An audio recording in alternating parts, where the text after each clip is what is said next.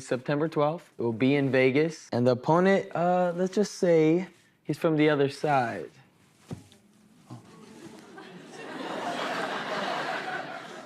Are you going to fight? He's across the pond. I'm sorry. Yeah. I thought maybe he was from outer space. Like, all right, this is a lot of UFO talk and stuff like that. So I don't know if it was real. His name is Conor Benn. Wow. Yes. And he's talking a lot. He's talking crazy. He actually confronted me at an award show. And my wife was there, and he just pressed up on me, grabbed me. Wow. Yeah, so it's a little personal. I'm going to really put a whooping on this man. And we will send him back to the UK, sipping on some tea. Oh, my God. His next fight is September 12th at the T-Mobile Arena in Las Vegas. What if I told you that one of boxing's biggest fights this year, it's not necessarily going to be about the titles, guys. It's about ego. Ego in the boxing industry, in the world of combat sports. Are you kidding me? Yes, guys, revenge, controversy, two fighters trying to rebuild their reputations, all at the exact same time. I'm talking about none other than the man himself, Ryan Garcia, who just basically dropped the bomb on the Jimmy Fallon show saying that he's going to fight Conor Benn in a match on September 12th. Guys, this fight feels personal, and honestly, it might say a lot about the mindset of these two fighters, guys, and where their heads at, because it's going to be absolutely insane to see these two guys in the squared circle. Whew. Let's talk about it, guys. Welcome back. Welcome back. I'm your host, Shiraz. Welcome to Duality 7X. I can't wait to share these details with you guys. It just honestly just dropped not too long ago. If you guys were watching the Jimmy Fallon show, then you guys already know what I'm talking about. But Ryan Garcia was on his show, and he basically said, yep, he's going to be taking on Conor Benn September 12th. It's going to be happening at the T-Mobile Arena in Las Vegas. It's unbelievable. Unbelievable. That's a matchup I totally want to see. See, when Ryan Garcia came out, and he essentially, I don't know if you want to call it leaked, or, I mean, it seems like he was pretty open about it, but he is also going to be defending his WBC welterweight title. This is big, guys, because look, Conor Benn's made a lot of money as of late. He doesn't need a title, but he'd love to have that title. And honestly, this didn't really seem like a standard kind of like a promotional fight advertisement, so to speak. I mean, Ryan Garcia flat out said that he's been talking a lot, and he's talking about Conor Benn. He says that Conor Benn's been talking a lot. He's been talking crazy. And then basically he just dropped the real detail that changed the tone, literally changed the tone of the entire matchup. And Garcia essentially claimed that Conor Benn confronted him at an award show, okay, 2 years ago. Imagine, 2 years ago, while Garcia's wife was there. And according to Ryan Garcia, Conor Benn grabbed him and pressed him face to face.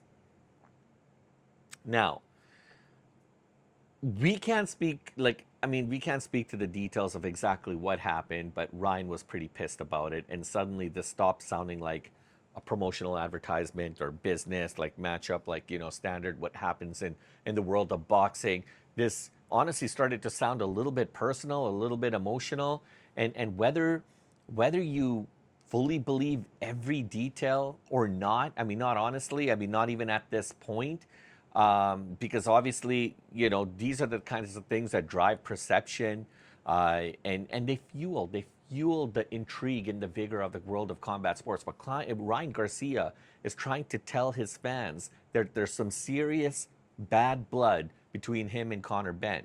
And that's the kind of stuff, guys, that's going to actually drive the marketability of this fight, because boxing sells emotion better than anything else that's out there. I mean, without question. Without question. I mean, MMA is starting to get it too, but the biggest fights are rarely just about rankings, about belts. I mean, you can get a belt any single time. This is a little bit different. This is about tension. This is about conflict. This is personal. This is going to be all about revenge. And it's about making fans feel like these two guys genuinely, I got to learn how to speak, guys, want to hurt each other really badly. So this matchup already has a lot of intrigue and hype. I mean, it's got that energy that people are thriving for. I want, look, the Ryan Garcia is an impeccable fighter. Okay, he's done very well for himself. I mean, all this time I thought it was going to be him and potentially Shakur Stevenson. I'm surprised it's going to be Conor Benn. But I mean, what makes this fight super interesting is that this could be a career-defining moment. I mean, I think they're a little bit different in their weights, which is why I didn't know if this fight was actually going to happen. But people are starting to actually gravitate towards the feeling of seeing Garcia and Benn in the same ring, but then there's also some other people that are starting to question the focus. You know, people are actually starting to talk about whether or not Garcia is actually disciplined, whether he could actually go through with this, and I don't even know what they're talking about. But I mean, the biggest question is can Conor Benn upset Garcia and win that world championship? Because that's going to be a feat to itself. You have to understand that Ryan Garcia captured that WBC welterweight title when he defeated Mario Barrios by unanimous decision in Las Vegas, and that just happened, guys. And the way, like, I mean, he was unbelievable, guys. And it wasn't just the fact that Ryan Garcia won. It's how he won. I mean, he dropped Barrios early with a beautiful right hand, and the whole time it was Garcia. Garcia was controlling the pace. His footwork was great. He showed lots and lots of energy. He showed a more complete version of himself than he's done previously, many fights before. Garcia looked like he had a brand new gas tank. And I mean, he's got a beautiful left hook, guys. And Barrios was one of those guys who was supposed to stop him. Dangerous. Barrios is one of those fighters who can fight at different layers. He's got a lot of patience. He's got a lot of composure. He wears and tears you down. Barrios also has the better jab. He's got the cleaner right hand. He showed it many times before, but after the fight, Garcia even said, I wanted to show my whole arsenal. Garcia said right after the event that I wanted to show the world my whole arsenal. And honestly, that probably it was one of the most important parts of the performance, to see Ryan Garcia showcasing many other talents that, again, in previous fights may have not been there. We always knew that Ryan Garcia had superstar potential. Nobody doubted that. Nobody said anything. He has the speed. He's got the social media presence. He's got the hype. He's got that charisma, that charm, and he's got knockout power, man. He can deliver knockouts like nobody's business. But boxing fans always wanted proof that he could evolve technically, and become more technically sound. Well, he did just that against Mario Barrios. I mean, he finally looked like, in my opinion, he started to look like the fighter that was starting to understand how to weaponize all of his talents together. Kind of like almost like a Marvel's Avenger with all these superhero powers, but not knowing how to use them. Well, now here's the dangerous part. Ryan Garcia is starting to understand his power, his capabilities, and all that expectation that surrounds him. I think it's going to be a thing of the past, because if Ryan can tap into all that kind of stuff, I mean, he's already got the champion mindset mentality. He's already able to change conversations daily with the way he's able, with his last performance. I think, honestly, if he can show some consistency and bring out that whole arsenal that he was talking about, we're going to see elite performance after elite performance from Ryan Garcia. And once he's able to harness some of that energy and newfound superpowers that he has and he's always had, I think he could remain champion for a very long time. The question is going to come down to is, I mean, Conor Benn's going to be studying that tape for a very long period of time. He's going to try to see if there's a blueprint against Ryan Garcia. He's going to try to see if there's any cracks, any ways where he can potentially expose him. But it's going to be a very, very tough match. I mean, Conor Benn has done a lot to prove to the world where that he belongs, right? I mean, but if you want to talk about him, I actually think that there's a lot of casual fans out there that truly underestimate this man's boxing prowess and ability. And I'll tell you why. Conor Benn, first of all, he'll be entering this fight with a professional record of 25-1, right? Now, Conor Benn still hasn't captured a world title. That said, his profile has grown massively over the last year, especially after signing with Dana White Zuffa Boxing. I think that's probably one of the biggest things that he's been able to accomplish and do. I mean, it's pissed off, his former promoter, Eddie Hearn, and Matchroom Boxing, who's been with them from the beginning.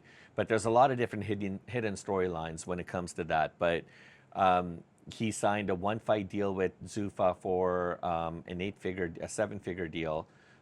He made around $15+ million, and now he just signed on for another 2 more fight extension. And look, there's always going to be boxing politics. There's always going to be all these different power structures that are kind of happening behind the scenes that a lot of people are not privy to, right? We just see the package, the product that's kind of shipped out to us, right? The fact that Dana's entered boxing, it changes everything. He's starting to bring in a lot of those processes that work with the UFC. He's trying to mitigate from all the noise that comes along with all the different pay structures, negotiations, all the different promoters, promotions, the fees, everything. He's trying to create one sustainable ecosystem like he's done with the UFC, and now Conor Benn's attached to that.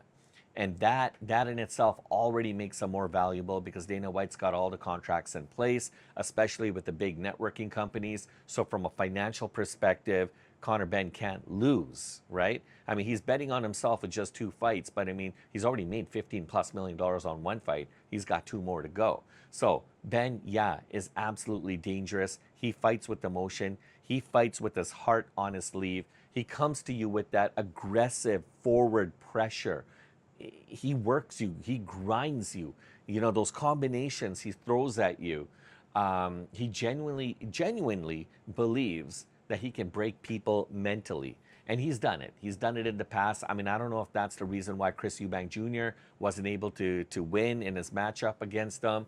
But, I mean, the question is going to come down to is, can Conor Benn contain the speed and the agility of Ryan Garcia? Because Ryan Garcia he is so fast. You know, he'll hit you with every single punch and angle at every different kind of combination.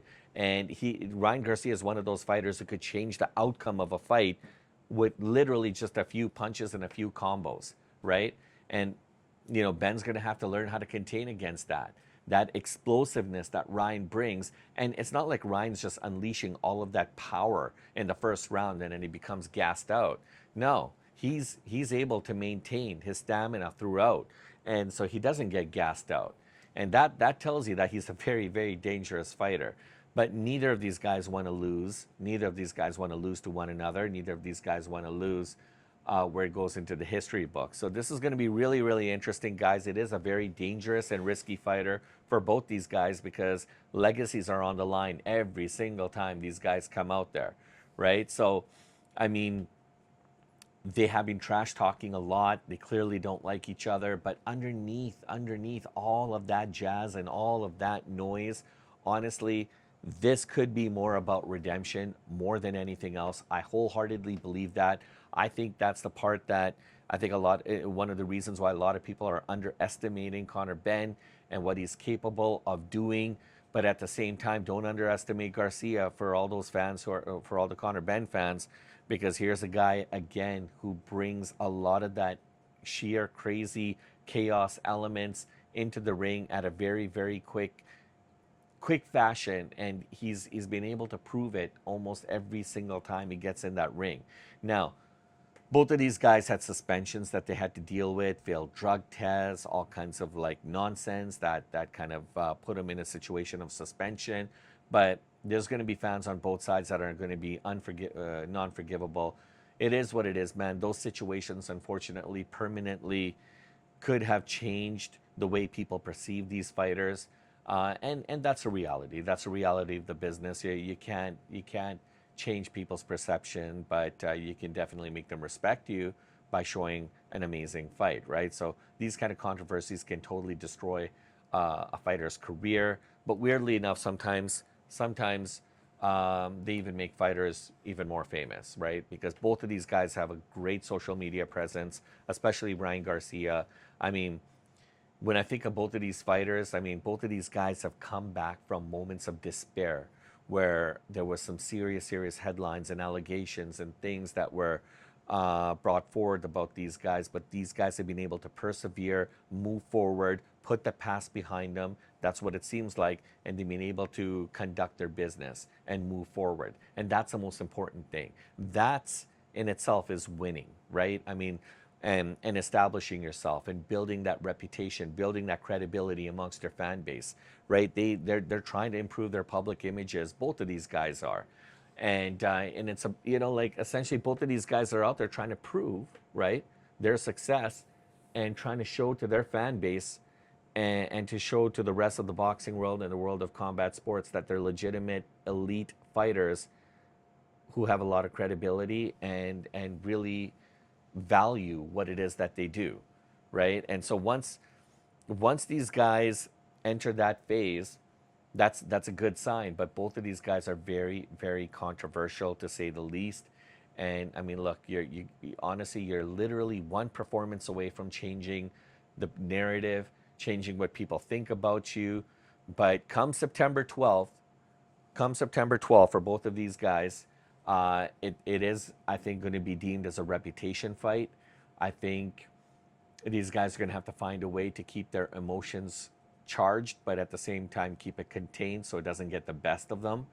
And I'm excited to see kind of where this goes. I think these guys are incredible fighters. I think they're going to bring everything but including the kitchen sink to the ring, and they're gonna show up.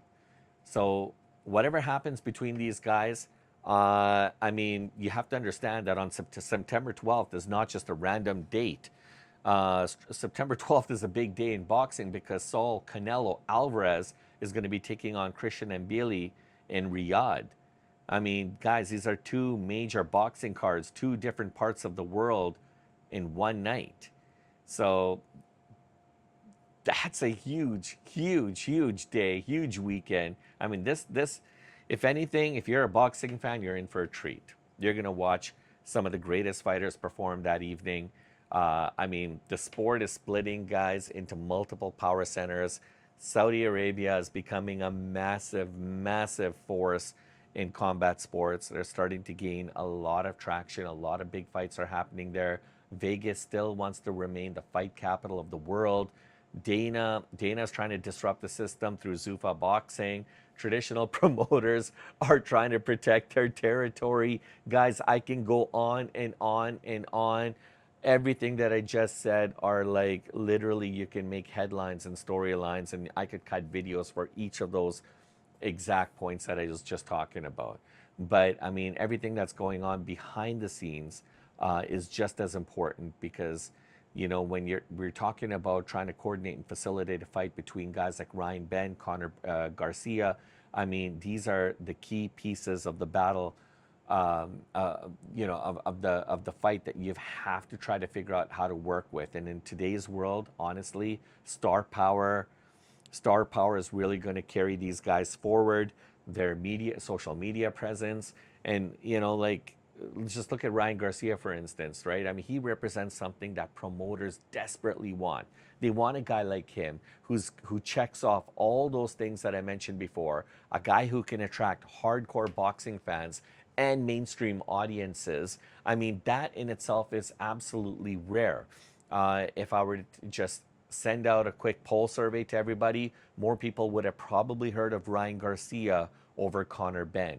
Now, I don't know if that's because Ryan Garcia is here in the US, but anyhow, guys, at the end of the day, it matters about who gets the W, because if Ryan Garcia beats Conor Benn, depending on how quickly he beats him, his leverage is going to completely skyrocket.